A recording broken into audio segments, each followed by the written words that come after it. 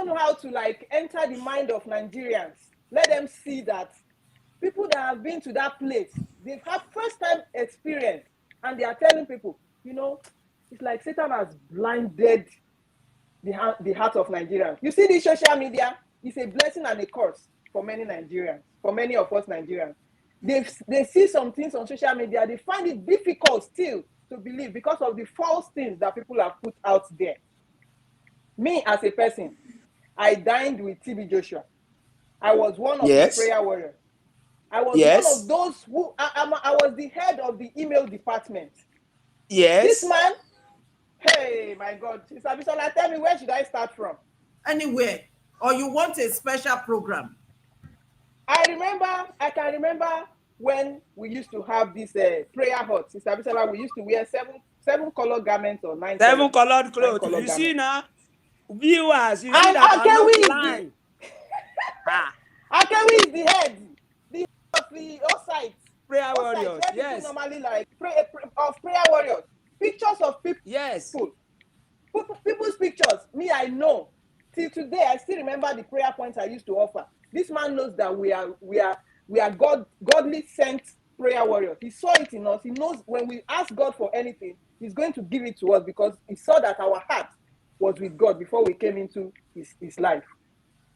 I prayed on that mountain, what they call mountain, outside. I prayed to Jehovah God that, Father, oh my goodness, it's powerful. Sister Bisola, I remember one time I was looking for passport. Yes. I was looking for my passport. Yes. When I left, I could not even remember to collect my passport. I ran. I literally ran because God released. I didn't collect his cursed money. That was one thing again that I feel God used to save my life. He said I'm a serpent to him, that he gave me the heart of his ministry because I was in charge of email department as at the time I left. Why did I leave? I ran up to his 5-story. You know, he has this 5-story where he used to stay. He sent for me. He said I should come.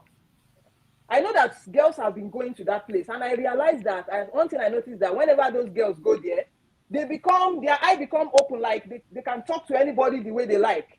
They can lambast. I want to hear very well. Talk to you. I'm telling you your story. You know, when I went to that 5-story, the same thing. I was watching of time. Shade, Oya, quickly say. Hey, Oya. Sorry. Okay. So I was about to tell everyone how I came out from that place. So I was one of prayer warriors, head of email department, forging of emails. Number one, forging. People who claim to have HIV positive, they will go to their country. They will say they want to send HIV negative. It's a lie, yo. They will still be positive. They will send email like this. I will read positive.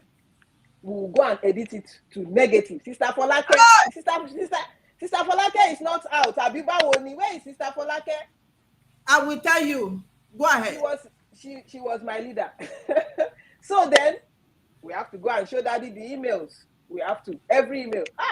Many different kind of punishment I received for skipping emails. Let me continue with how I left. So, you know, this BBC that you guys granted audience, they called me from UK, but I decided not to give them a platform yet because I was not interested in. I saw it as giving publicity to Satan. That's why I didn't want to. But when I saw Akewi, oh my goodness, I was praising Jehovah for really saving this man, because this man, he went through a lot through this so-called charlatan.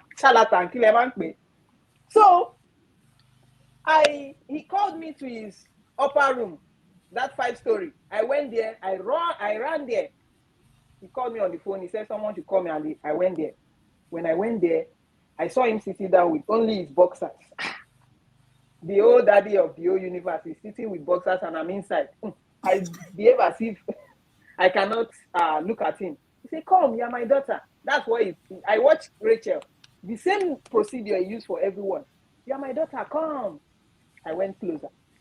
Then he said, "Can you massage me?" Massage me, Tibo. Okay. I said, "Okay, you are my daddy." I collected the oil from him. He said I should massage him, starting with his leg up. He was wearing only boxer. I started with the leg. You know me, I was afraid. I was like, leg. Let me just continue from the leg. I don't know. I can't go to his chest. How will I go and touch? I've never seen any man. Why would I do that? I was afraid. Then he drew my hand. He drew me towards him. He said, don't be afraid. You are my daughter. And he opened that his teeth. You know that is white teeth. Yeah. Don't be afraid. You are my daughter. He was smiling. And these boys in his 5-story, they were in the other room. I was now like, I was hearing sound. Like these guys are there and this man is trying to, what is he trying to do with me? Then I just continue rubbing the chest with fear in me. I was rubbing the chest, I was rubbing, and I was like, what is going on? I've never met any man before. So this man, he lifted me from that place I was kneeling. He lifted me and sat me on his lap. As I sat on his lap, I was drawing back like, I don't want to get close. Like, this is too close. But I was still, something was still telling me that, he won't do anything. Those boys are there. I'm hearing their voice from the other room. It's like they already know that this is what their father does every night. They didn't even bother. Then this man laid me down on the floor. He nearly laid me down on the floor. What? The same thing he did to, was it Kara that shared on BBC? He was blowing voice in my ears. And he was telling me, I'm your father. He didn't have any intercourse with me. That is vivid. I know that's sure. But then, after laying on me with this full force, it was Rachel. After laying on me with this full force, putting voice in my ear, I was not comfortable. I felt overpowered. Then he stood up and he smiled again. You know, you are my daughter. I'm your father. I didn't remove my pants. You didn't remove your pants. I said, yes, sir. Then he said, okay, you can go. Immediately I got to my room. I couldn't sleep in that bed. I went downstairs. I was crying that, what just happened? This is a father. This is a man of God. I came here to serve God. What is happening? I was so disturbed. Then the next day, they called me from studio to come and do some work. I ignored them. I didn't even answer them. They went to tell him. He said they should not mind me. Then after like 4 days, I've sat in that car park. They call it, they say it's Adaba. You sit somewhere. They will not give you food. You will not eat. I sat there for about 4 days. After 4 days, he came downstairs. He just passed. You know the way they used to follow him, his entourage. He passed and looked at me with that is bombastic side eye. That was how he left.